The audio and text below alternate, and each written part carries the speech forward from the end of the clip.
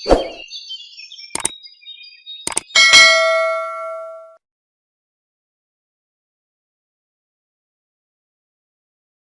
बच्चों, कैसे हो आप लोग। बच्चों आज हम sexual reproduction in flowering plant से अगला टॉपिक परागण के पश्चात निषेचन, pollination leading to fertilisation topic को पढ़ाएंगे। बच्चों यह परीक्षा की दृष्टि से बहुत ही इम्पॉर्टेंट है। इसमें एक टॉपिक है, मैं आगे आपको उसको बता रहा हूँ कि वो परीक्षा की दृष्टि से बहुत ही इम्पॉर्टेंट है। बच्चों अब तक इस चैप्टर में आपने सेक्सुअल रिप्रोडक्शन चैप्टर से अनेक इम्पॉर्टेंट टॉपिक को पढ़ा, जिसमें मेल फ्लावर्स, फीमेल फ्लावर्स के रिप्रोडक्टिव ऑर्गन्स जैसे androecium, gynoecium, pollination, self pollination, cross pollination, इसको आपने पढ़ा। क्रॉस पॉलिनेशन के डिफरेंट एजेंट क्या हैं, उनके साधन कौन कौन से हैं, जैसे वायु परागण, ठीक है, एनिमोफिली, जंतु परागण, जूफिली, जल परागण, हाइड्रोफिली, इन सब के बारे में पढ़ा। अब परागण यानी पॉलिनेशन के बाद उसके बाद होता क्या है, उसके बाद निषेचन की जाहिर सी बात है। जब परागकण पॉलन ग्रेन स्टिग्मा पर आके चिपक जाते हैं, लग जाते हैं, उसके बाद आगे का विकास, आगे का ग्रोथ कैसे होता है, इसके बारे में हम डिटेल रूप में चर्चा करेंगे। तो इस टॉपिक में अब फर्टिलाइजेशन, आगे परागकणों का जो जर्मिनेशन होता है, अंकुरण, उनका पढ़ेंगे, यानी कि स्टिग्मा पर उनका जर्मिनेशन, फिर ओव्यूल में पराग नली का प्रवेश के बारे में जानेंगे। इसमें आप सीखेंगे कि कैसे पराग नली भ्रूण कोश एम्ब्रियो सैक में प्रवेश करता है, ठीक है, मेल गैमिट कैसे स्वतंत्र होते हैं, डिस्चार्ज ऑफ मेल गैमिट, ठीक है। उसके बाद फिर लास्ट सबसे वेरी मोस्ट इम्पॉर्टेंट टॉपिक है जिसे बोलते हैं डबल फर्टिलाइजेशन, दोहरा निषेचन। बच्चों ये बहुत ही इम्पॉर्टेंट टॉपिक है। अपने क्षेत्र के पिछले साल के जो बोर्ड के एग्ज़ाम हुए हैं, अभी जो कापियाँ जच रही हैं, इसी एग्ज़ाम की बात मैं कर रहा हूँ। अगर उसमें यह दोहरा निषेचन, द्विनिषेचन, जिसे डबल फर्टिलाइजेशन बोलते हैं, अगर ये पिछले साल आपके क्षेत्र में जिस विद्यालय में पढ़ते हैं वहाँ आसपास के बच्चों से पेपर ले लीजिए, अगर उसमें यह टॉपिक या क्वेश्चन नहीं आया है दोहरा निषेचन वाला, तो समझ लीजिए कि अगले साल बोर्ड के एग्ज़ाम में ये टॉपिक आपके पेपर में छपा हुआ है, ये क्वेश्चन आना है। तो बहुत ही इम्पॉर्टेंट है, आप इसको विधिवत ध्यान से देखते रहिए, ठीक है। चलिए बच्चों अब शुरू करते हैं। बच्चों देखिए, परागण के पश्चात निषेचन, जब परागण हो जाता है हवा के माध्यम से या जंतुओं के माध्यम से या जल के माध्यम से, परागकण पिस्टिल के स्टिग्मा, ठीक है, ओवरी, स्टाइल और स्टिग्मा आके लग जाते हैं, तो कैसे आगे का कौन कौन से परिवर्तन होते हैं, कौन कौन सी घटनाएं होती हैं, इनके बारे में देखिए। बच्चों सबसे पहले तो जो परागकण आके लगते हैं, निषेचन, आगे की प्रक्रिया जाकर के निषेचन होता है, पॉलिनेशन लीडिंग टू फर्टिलाइजेशन, कहने का मतलब पॉलिनेशन के बाद ही अब फर्टिलाइजेशन की प्रक्रिया होनी है। तो फर्टिलाइजेशन की पहले तो एक परिभाषा जान लीजिए कि फर्टिलाइजेशन निषेचन है क्या। तो बच्चों बहुत सिंपल सा है कि मेल गैमिट फीमेल गैमिट के संयोजन, फ्यूजन की प्रक्रिया को निषेचन कहते हैं, फर्टिलाइजेशन कहते हैं, ठीक है। फर्टिलाइजेशन क्या होता है, मेल गैमिट और फीमेल गैमिट का फ्यूजन है, ठीक है। Fusion of male gamete and female gamete is called as fertilisation, यानी नर और मादा युग्मक, जिसे हम जननिकाय भी बोलते हैं, जब उनका फ्यूजन, संयोजन होता है तो यही प्रक्रिया जो है फर्टिलाइजेशन कहलाती है। बच्चों आप जानते हैं कि आवृतबीजी पौधे में पुष्प खिलते हैं और उनमें जो परागण की क्रिया होती है, उसमें परागकण के केंद्रक से दो नर युग्मक बनते हैं और वह ओव्यूल में अंदर स्थित होता है अंडकोश का, जिसे एक सेल बोलते हैं, उनके संयोजन द्वारा यह प्रक्रिया संपन्न होती है। और यह आवृतबीजी पौधों का विशेष महत्व है, क्योंकि ओव्यूल अंडाशय के अंदर होते हैं, ठीक है, इसलिए परागण जो है कि उनके सफर सीधा नहीं आते हैं। तो मुख्य रूप से बच्चों परागकण परागकोश से स्वतंत्र होने पर परागण की क्रिया द्वारा स्टिग्मा पर पहुंचने के पश्चात अपना अंकुरण प्रारंभ करते हैं। क्लियर? कब अंकुरण प्रारंभ होता है? जब पॉलन ग्रेन यानी परागकण स्टिग्मा पर पहुंच जाता है, उसके बाद ही अपना अंकुरण प्रारंभ करता है। अब इसमें क्या क्या होता है देखिए। परागकण का सबसे पहले तो वर्तिका पर अंकुरण जर्मिनेशन, ये स्टेप बाय स्टेप क्या क्या घटनाएं हो रही हैं इसको ध्यान से सुनते जाइए। सबसे पहले तो परागकण जो होते हैं वो स्टिग्मा पर आते हैं, वहाँ पर एक तरल चिपचिपा पदार्थ होता है, सक्रिय मीठा युक्त होता है। उस पदार्थ को अवशोषित करके एब्जॉर्ब करके फूल जाता है और फूलने के बाद वो उसमें से जर्मिनेशन अंकुरण होता है।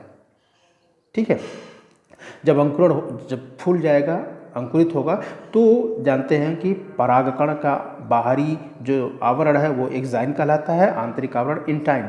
तो अंदर से जब ज़्यादा एब्जॉर्ब ले लेगा तो इंटाइन जो है कि दबाव डालेगा बाहरी दीवार पर, बाहरी आवरण पर, एक्साइन पर।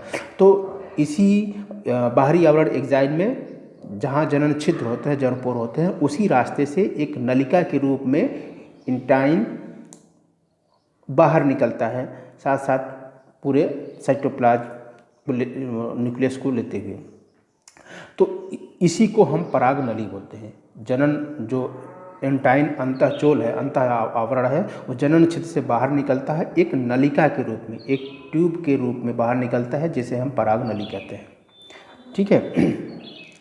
अब बच्चों इसी अधिकांश पौधों में परागकण में एक ही पराग नली का निर्माण होता है। ज़्यादातर पौधे जो होते हैं उसके परागकणों से एक पराग नली का निर्माण होता है। कुछ कुछ पौधे ऐसे जिसमें से एक से अधिक पराग नलियों का निर्माण हो जाता है, और वो विशेष रूप से मालवेसी या कुकुरबिटेसी फैमिली के पौधों में होता है, लेकिन ज़्यादातर एक ही पराग नली होता है।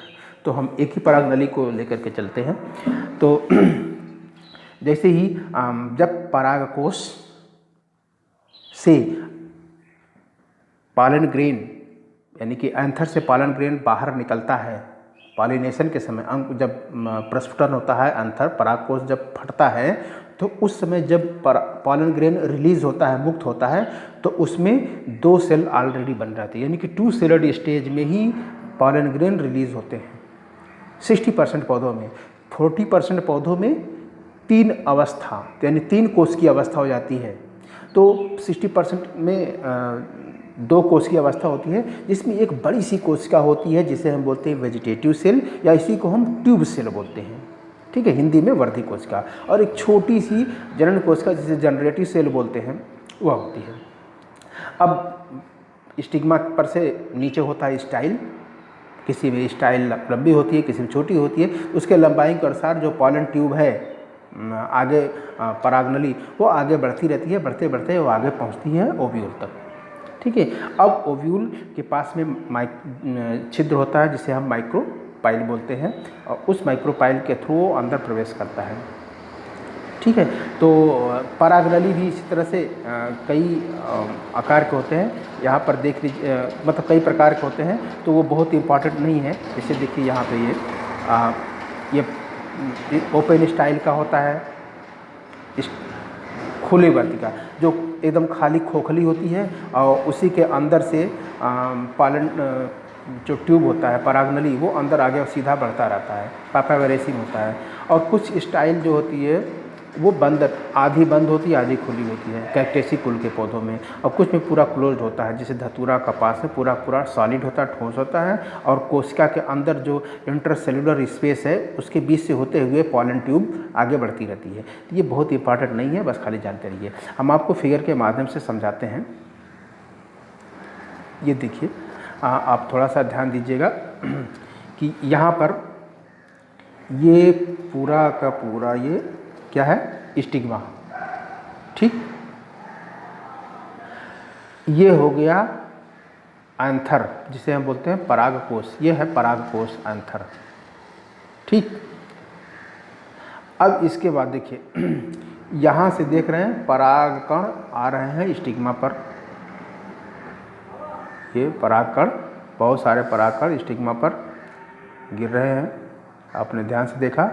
अब देख रहे हैं कि ये हर परागकण से अंकुरण शुरू हो गया है, यानी कि पॉलन ट्यूब निकल रहा है। ये देख रहे हैं एक लंबी सी रचना, देखिए ये एक काफ़ी सबसे तेज़ सबसे पहले जर्मिनेट हो गया है। यहाँ से ये देखिए ये स्टाइल हो गया, ये पूरा का पूरा ये स्टाइल है। स्टाइल से होते हुए देखिए ये किनारे किनारे किनारे किनारे ये पॉलन ट्यूब आ रहा है, ये माइक्रोपाइल तक। ठीक, देख रहे हैं ना, फिर से बता दें, देखिए ये फिर से मैं बता रहा हूँ आपको। ये परागकण यानी कि पॉलन ग्रेन स्टिग्मा पर आया, वहाँ से ये देखिए अंकुरण हो रहे हैं, बहुत सारे अंकुरण, 1 2 और एक लंबा वाला ये अंकुरण हो रहा है। ठीक है, अब इसी अंकुरण में से जो सबसे पहले अंकुरित हो गया है वो पॉलन ट्यूब, ये धीरे धीरे ये ऐसे है, जिस रास्ते से मैं जा रहा हूँ ये पॉलन ट्यूब का ही रास्ता है और माइक्रोपाइल तक। ये हो गया पॉलन ट्यूब, ये माइक्रोप्यूल। ठीक है, माइक्रोपोर। अब देखिए बच्चों, ये पूरा पौधा ये सेपल है, ये पेटल है, ये पूरा का पूरा ये ओवरी हिस्सा। ठीक है, इसमें ये ओव्यूल है। ठीक है, ओव्यूल, और ये होता है एम्ब्रियो सैक, ये एम्ब्रियो सैक होता है, भ्रूण कोश। ठीक, इसी को हम फीमेल गैमेटोफाइट भी बोलते हैं। ये फीमेल गैमेटोफाइट यहाँ पर एम्ब्रियो सैक ये है, सॉरी ये फीमेल गैमेटोफाइट, ये लंबी से ये फीमेल गैमेटोफाइट हो गया।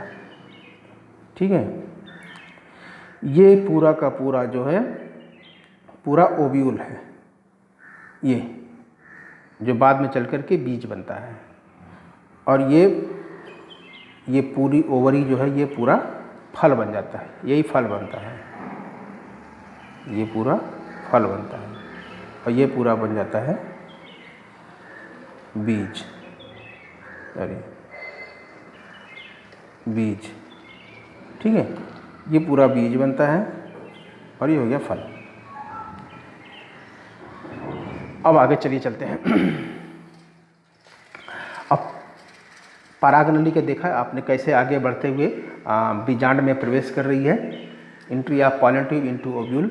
परागनली जैसे आगे बढ़ती जाती है तो बीजांड द्वार होता है, जिसे हम माइक्रोपाइल बोलते हैं, उसके समीप पहुंचती है और उसी माइक्रोपाइल के रास्ते से जनरेटिव प्रवेश करने से पहले जो परागनली है, पॉलन ट्यूब है, वह 2 नर युग्मक यानी 2 मेल गैमेट में विभाजित हो जाती है।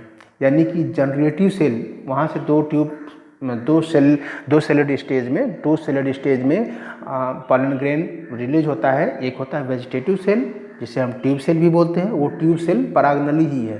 ट्यूब सेल क्या है, वो पॉलन ट्यूब बन करके आगे बढ़ता हुआ ओव्यूल तक पहुंचता है माइक्रोपाइल के रास्ते से, और जनरेटिव सेल उसके साथ साथ चलता रहता है। अब माइक्रोपाइल के रास्ते प्रवेश करने से पहले यही जनरेटिव सेल 2 मेल गैमेट में विभाजित हो जाता है।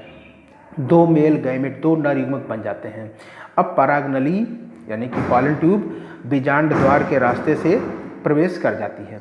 कभी कभी दूसरे रास्ते भी अपना लेते हैं। कुछ पौधों में ये सीधे जब माइक्रोपाइल के रास्ते से, बीजांड द्वार के रास्ते से प्रवेश करते हैं तो उसे हम पोरोगैमी बोलते हैं। और कभी कभी यह ज़्यादातर पौधों में होता है, पोरोगैमी के माध्यम से पॉलन ट्यूब का एंट्री ज़्यादातर पौधों में होता है।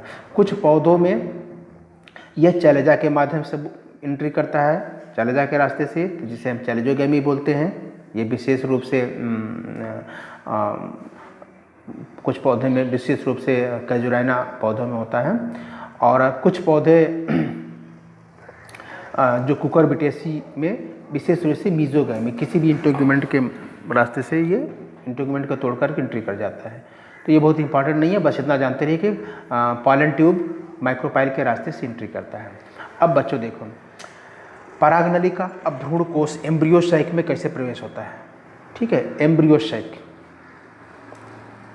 अब देखिए एम्ब्रियो सैक है का, ये देख रहे हैं फिगर, ये पूरा का पूरा ये एम्ब्रियो सैक होता है, ये एम्ब्रियो सैक है। ठीक, अब कैसे प्रवेश करता है, entry of pollen tube into embryo sac. परागनली बीजांड में प्रवेश करने के पश्चात न्यूसेलस को भेदती हुई भ्रूण कोष तक पहुंच जाती है। ठीक है, भ्रूण कोष यानी एम्ब्रियो साइक तक पहुंच जाती है।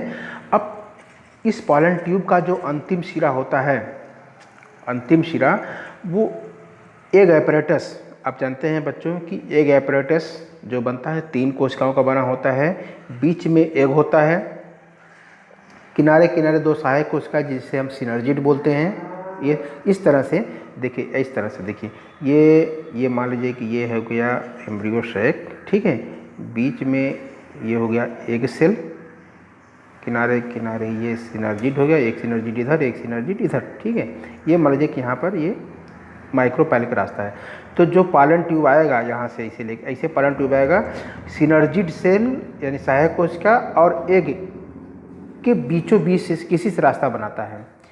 ठीक है, कभी कभी क्या होता है कि सिनर्जिड सेल के अंदर से प्रवेश कर जाता है, लेकिन मोस्टली क्या होता है कि सिनर्जिड सेल जो सहायक कोशिका होती है और एग सेल, उनके बीचों बीच से रास्ता बना करके ये एंट्री कर जाता है। कहाँ पर? एम्ब्रियो साइक में। अब यहाँ जब पहुँचता है तो यहाँ पर बच्चों आप पहुँचते हैं, क्या होता है कि इसके अंदर जो 2 मेल गैमिट हैं लेकर पहुँचता है। अब यहाँ पर पहुँचने के बाद इसका जो पराग नली का एंड है या तो बस्ट कर जाता है, फट जाता है, फटने के बाद, ठीक है, तो फट जाता है, ऐसे फट जाएगा। फटने के बाद ये दोनों मेल गैमिट रिलीज हो जाते हैं। ठीक, अब आगे की घटना आपको बताते हैं, फिगर अभी बाद में समझाएंगे। अब डिस्चार्ज हमने बता दिया कि मेल गैमेट कैसे पॉलन ट्यूब से डिस्चार्ज होते हैं, स्वतंत्र होते हैं। जैसे ही ये भ्रूण कोश में प्रवेश करते हैं, उसके पश्चात ही ये इनमें मेल गैमेट अलग अलग रिलीज हो जाते हैं। तो देखिए, पराग नली पॉलन ट्यूब के अग्र सिरे क्या होता है, कभी कभी 2 छिद्र बना लेते हैं, दोनों छिद्रों से अलग अलग मेल गैमेट रिलीज हो जाते हैं। ज़्यादातर पराग नली के जो लास्ट हिस्सा है, सिरा है, वो फट जाता है, बीटच हो जाता है और दोनों नर युग्मक स्वतंत्र हो जाते हैं। ठीक है, ये तरीके हैं, बहुत खास इंपॉर्टेंट नहीं है, बस जानते रहिए। ठीक है, अब बच्चों आ जाओ, सबसे इम्पॉर्टेंट जो दोहरा, अब यहाँ पर दोनों नर युग्मक स्वतंत्र हो गए हैं। अब आगे की घटना जो फर्टिलाइजेशन, यानी कि फर्टिलाइजेशन क्या है, हमने बताया आपको शुरू में कि fusion of male and female gamete is called as fertilisation. तो यही पर अब फर्टिलाइजेशन हो रहा है, बहुत ही इंपॉर्टेंट, इसको समझते रहिए। सबसे पहले बच्चों, तो ये जो दोहरा निषेचन जिसे द्विनिषेचन बोलते हैं, ठीक है, ये दोहरा निषेचन या डबल फर्टिलाइजेशन जिसे बोलते हैं, इसको सबसे पहले डिस्क्रिप्शन किया था इसका एक वैज्ञानिक हैं नवासिन, लिखा जाता है नवासचिन, लिखा जाता है नवासचिन, लेकिन बोला जाता है नवासिन।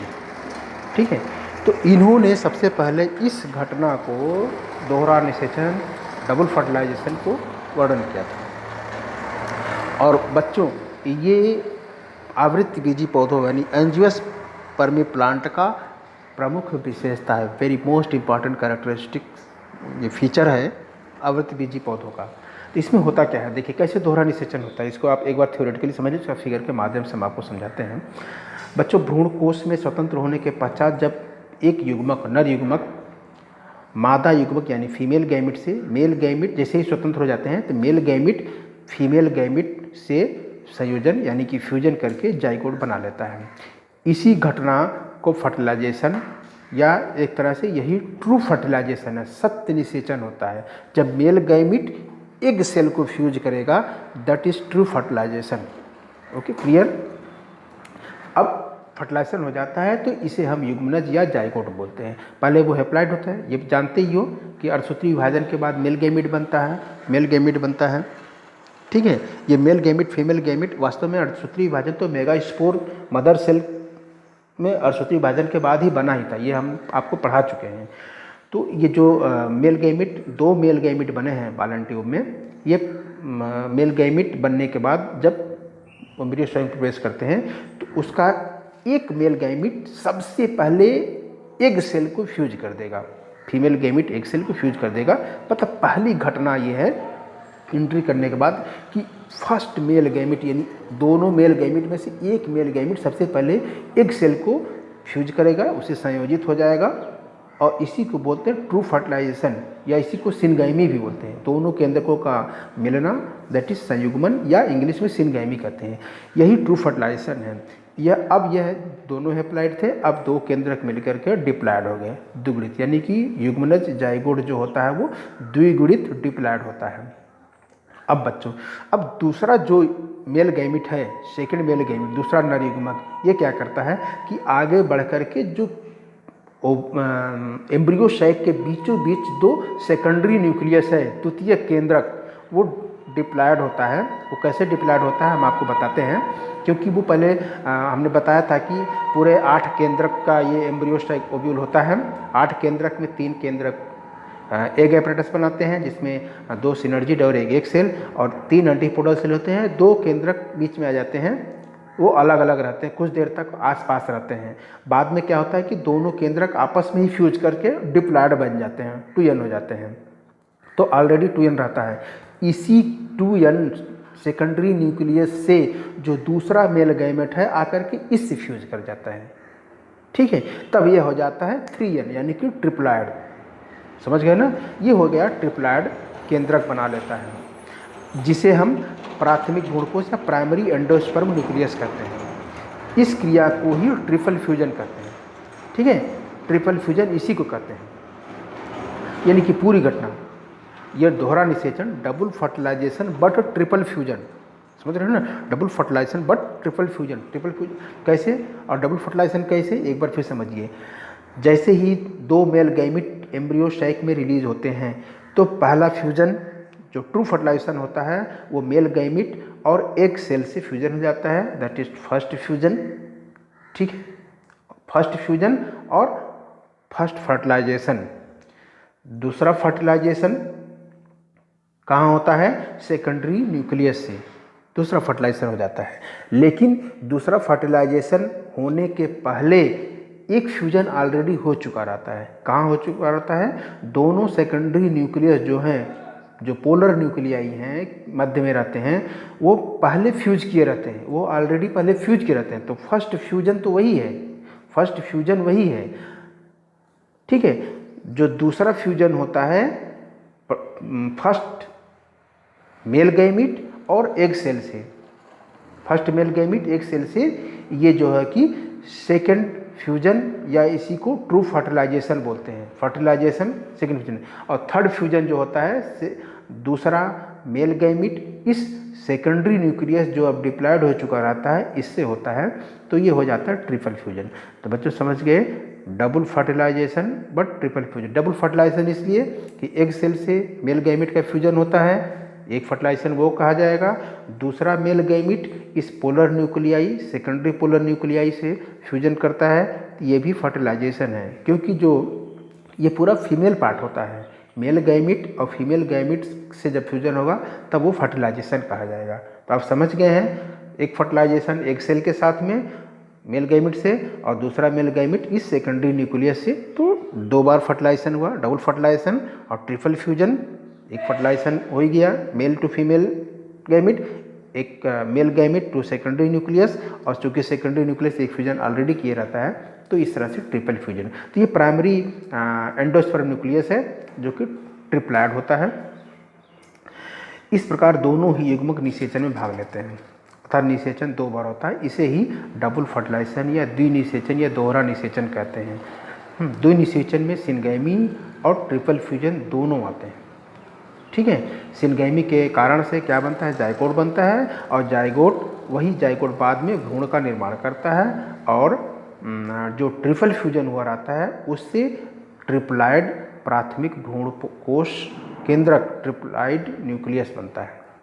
जो एंडोस्पर्म है वो ट्रिप्लॉयड बनता है, प्राइमरी एंडोस्पर्म न्यूक्लियस, और बाद में यही भ्रूण पोष बन जाता है, एंडोस्पर्म। देखो बच्चों, भ्रूण पोष और भ्रूण कोश में अंतर है। भ्रूण कोश बाहर होता है, जो बीज बनाता है, ठीक है, वो भ्रूण कोश होता है। इस भ्रूण कोश के अंदर में भ्रूण पोष होता है, एंडोस्पर्म, ठीक है, जिसमें भोजन संचित रहता है, और जो भ्रूण के परिवर्धन यानी उसका डेवलपमेंट के समय में भ्रूण के पोषण में काम आता है।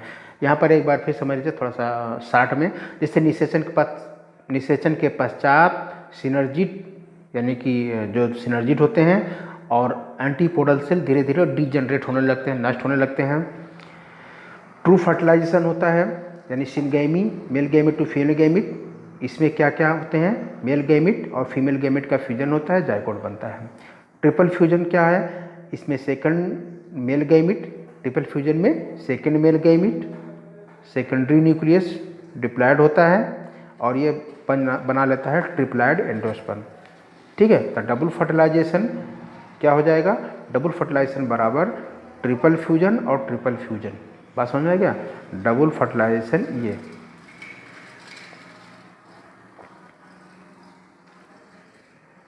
डबल फर्टिलाइजेशन क्या है, triple fusion, sorry double fertilisation, triple fusion और ट्रू फर्टिलाइजेशन, ये डबल फर्टिलाइजेशन होता है। तो इसको आप लोग बच्चों बहुत ध्यान से मेरे समझ लिए होंगे। एक चीज़ और, इसका महत्व क्या है, डबल फर्टिलाइजेशन का महत्व क्या है, बहुत इंपॉर्टेंट है ये बच्चों, डबल फर्टिलाइजेशन और उसका महत्व। डबल फर्टिलाइजेशन हमने आपको बताया कि इसका जो वर्णन सबसे पहले नवासिन नामक वैज्ञानिक ने वर्णन किया था और लिलियम ऑफ फ्रेटिलेरिया नामक पौधों में, किसमें किया था, नवासिन नामक वैज्ञानिक ने लिलियम और फ्रेटिलेरिया नामक पौधों में इसका वर्णन पहले किया था और बाद में ये और क्लियर हो गया कि आवृतबीजी पौधों का विशेष लक्षण है। इस क्रिया में जो भ्रूण बनता है, जाइगोट से जो भ्रूण बनता है तथा भ्रूण पोष केंद्रक यानी कि एंडोस्पर्म का निर्माण होता है। इस क्रिया में जाइगोट से भ्रूण बनेगा और फिर भ्रूण पोष केंद्रक से एंडोस्पर्म का निर्माण होता है। इसी भ्रूण पोष में भोजन संग्रहित रहता है। ठीक है, यह भोजन भ्रूणी विकास और बीज के अंकुरण समय कंज्यूम होता है, यूज होता है। तो भ्रूण पोष के कारण ही भ्रूण का उचित डेवलपमेंट होता है और आगे बीज स्वस्थ रहते हैं। बच्चों क्या आप जानते हैं, जो भ्रूण पोष है, जैसे कि नारियल में जो लिक्विड होता है, नारियल पानी जो पीते हैं, नारियल का पानी जो हरा जो पीते हैं, हरे नारियल में पानी पीते हैं, वो एंडोस्पर्म ही है, लेकिन वो तरल माध्यम में होता है। ठीक है, तरल लिक्विड मीडियम में एंडोस्पर्म नारियल में होता है। बाकी और जो हम लोग चावल, गेहूँ, ये रोटी खाते हैं, चावल खाते हैं और गेहूँ में जो आटा जो होता है, सफ़ेद आटा, वो क्या है, वो एंडोस्पर्म ही है। ठीक है, अब बच्चों थोड़ा सा एक चीज़ और बता दें हम, डबल फर्टिलाइजेशन को फिगर के माध्यम से हम आपको बता दें। यहाँ पर आप लोग थोड़ा सा फोकस करिएगा अपना ध्यान, इसमें देखिए। अब देखिए क्या होता है कि ये पूरा का पूरा ये क्या है, ये पूरा का पूरा जो है ओव्यूल, ये बीज बनता है। ठीक है, ये क्या बनता है, ये बीज बनता है, हमने आपको बता दिया था पहले ही। अब देखिए जो पॉलन ट्यूब यहाँ पर एंट्री कर रहा है, ये पॉलन ट्यूब एंट्री कर रहा है। यहाँ पर दो देख रहे हैं आप, यहाँ पर देख रहे हैं ये तीन दिख रहे हैं। ठीक है, तीन जो दिख रहे हैं यहाँ पे, ये देखिए बीच वाला ये क्या है, बीच वाला एक सेल है, ये सिनर्जिड है, ये भी सिनर्जिड है। ठीक है, यहाँ पर ये देखिए ये पॉलन ट्यूब एंट्री कर रहा है यहाँ से, और ये देख रहे हैं ये दो, ये और एक ये काले से दिख रहा है, ये क्या है, मेल गैमेट है। ठीक है, यहाँ मेल गैमेट बन जाते हैं। अब मेल गैमेट जैसे ही बनते हैं, अब आगे की घटना देखिए, ये जब प्रवेश कर जाते हैं एम्ब्रियो साइक में, तो इसी बीचों बीच रास्ते से इसे प्रवेश करते हैं। ठीक, अब यहाँ पर इसमें पहले से देखिए ये दो, ये पोलर न्यूक्लियाई हैं, एक और ये दूसरा पोलर न्यूक्लियाई, ये एंटीपोलर सेल, 1 2 3 एंटीपोलर सेल है। इनका कोई खास नहीं, बाद में ये फर्टिलाइजेशन के बाद डिजनरेट हो जाते हैं। ठीक है, अब जब ये एंट्री कर जाते हैं, इसके बाद क्या होता है, इसके बाद देखिए कि अब आगे के दूसरे देखिए यहाँ पे ये देख रहे हैं। ठीक है, ये एंट्री कर गए। अब ये दोनों मेल गैमेट रिलीज हो गए। ठीक, रिलीज हो गए। अब अभी आपने देखा कि जो ये पोलर न्यूक्लियाई थे यहाँ पे, ठीक है, ये पोलर न्यूक्लियाई थे, अलग अलग थे, ये हैप्लाइड, लेकिन आगे आपने देखा कि ये जो पोलर न्यूक्लियाई हैं, ये क्या हो गए, ये पोलर न्यूक्लियाई दोनों फ्यूज करके ये बना लिए 2n, यहाँ देखो लिखा हुआ है 2n। ठीक है, अब दो मेल गैमेट देख रहे हैं, एक मेल गैमेट ये मेल गैमेट है फर्स्ट और ये है सेकेंड मेल गैमेट फर्स्ट में। अब ये फर्स्ट मेल गैमेट जो होगा वो एक सेल यहाँ पे फ्यूज कर दे, इससे फ्यूज करेगा। ठीक है, ये जो फ्यूज करेगा यही ट्रू फर्टिलाइजेशन है। ठीक है, इसी से इसी जैसे ये फ्यूजन करेगा इसी को सिनगाइमी बोलते हैं या ट्रू फर्टिलाइजेशन बोलते हैं। ये युग्मनज बन गया जाइगोट। अब ये जैसे जाइगोट बन जाएगा ये हो जाएगा डिप्लॉयड, और यहाँ पर सेकंड जो मेल गैमिट है ये इससे फ्यूज करेगा, ये हो जाएगा, जब इससे फ्यूज कर देगा ये हो जाएगा 3n ट्रिप्लॉयड। ठीक है, इसको आगे के हम समझते हैं। ये देख रहे हैं, ये आप यहाँ पर देख रहे हैं, ये फ्यूज नज़दीक आ गया है एक सेल के, ये सेकेंडरी न्यूक्लियस के नज़दीक आ गया है, इसमें फ्यूजन होगा। ठीक है, ये हम आपको बता ही दिए हैं। अब यहाँ पर देखिए ये हो गया। अब ये प्राइमरी एंडोस्पर्म, यही है प्राइमरी एंडोस्पर्म, ये 3n ट्रिप्लॉयड एंडोस्पर्म। ये है भ्रूणपोष, ये क्या है, ये भ्रूणपोष। ठीक है, और ये हो गया जाइगोट, ये है 2n, क्या है ये 2n। ठीक है, ये जाइगोट भ्रूण जो कि पौधों में, जिससे बाद में अंकुरण होता है, नए पौधे नए वृक्ष बनते हैं। तो ये पूरा का पूरा बच्चों, ये पूरी संरचना क्या है, ये ओव्यूल होती है, ये पूरा बन जाता है बीज। ठीक है, बीज के बाहर के ये आवरण हो जाते हैं, ये इंट्यूगमेंट है। ठीक है, ये इंट्यूगमेंट है, ये आवरण बन जाते हैं। ये होता है जैसे हम लोग आटा गेहूँ पिसवाते हैं तो आटा इससे निकलता है, यही एंडोस्पर्म बाद में बढ़ते बढ़ते बढ़ते बढ़ते ये पूरा हो जाता है। ये आटा यानी कि न्यूट्रिशियस होता है, तो ये हम लोग आटे के रूप में खाते हैं। और जब इस गेहूँ की बुआई होती है तो यही एंडोस्पर्म इस डेवलपिंग, ठीक है, यही एंडोस्पर्म ये भ्रूण का पोषण करता है। तो है ना, ये भ्रूण का ये पोषण करता है, ये एंडोस्पर्म इससे कंज्यूम होता चला जाता है। ठीक है, और ये बच्चों आप जानते ही हैं, ये जब बीज बन जाता है तो ये कहाँ होता है, ये पूरा ओव्यूल, ये ओवरी में होता है। कहाँ होता है, ओवरी में होता है, जो कि ऐसे मान लीजिए ये ओवरी होता है पूरा, ये पूरा ओवरी, ये अब ये ओवरी पूरा क्या होता है, फल बन जाता है। ठीक है, उम्मीद करता हूँ बच्चे आप समझ गए होंगे, और ध्यान से पढ़िए, बहुत इंपॉर्टेंट है। इसको बार बार रिवाइज करिए और फिर दिए गए होमवर्क को पूरा करिए। Okay, thank you.